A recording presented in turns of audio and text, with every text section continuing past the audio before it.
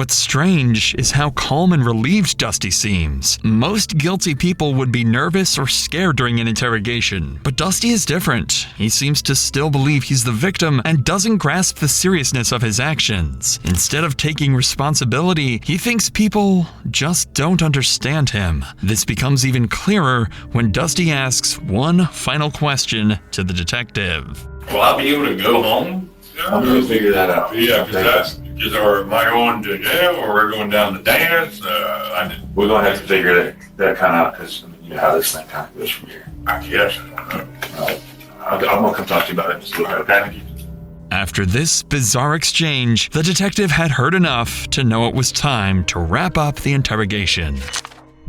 Dusty's lack of remorse and distorted grip on reality made it clear they were dealing with someone who didn't fully understand the weight of his actions. According to the pathology report, the victim, James Leidendecker, was subjected to horrific torture before his death. His body showed severe blunt force trauma, including cuts, bruises, and fractures to his face, nose, ears, and mouth. His eyes had severe bleeding, and many of his teeth were broken. The injuries also extended to his neck, with heavy bleeding in the muscles and a broken hyoid bone, suggesting he had been strangled. His torso displayed several broken ribs, and internal bleeding was found in his chest and abdomen.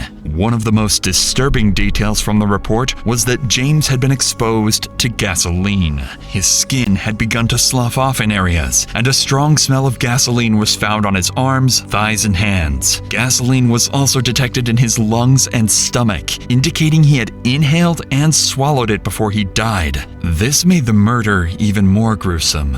Dusty was processed for forensic evidence and transported to the Leon County Detention Facility. The witness statements, his vague confession, and the forensic evidence from the scene were enough to formally charge him. Dusty McDonald was charged with 1 count of first-degree murder, and as of this video's upload, his case remains ongoing.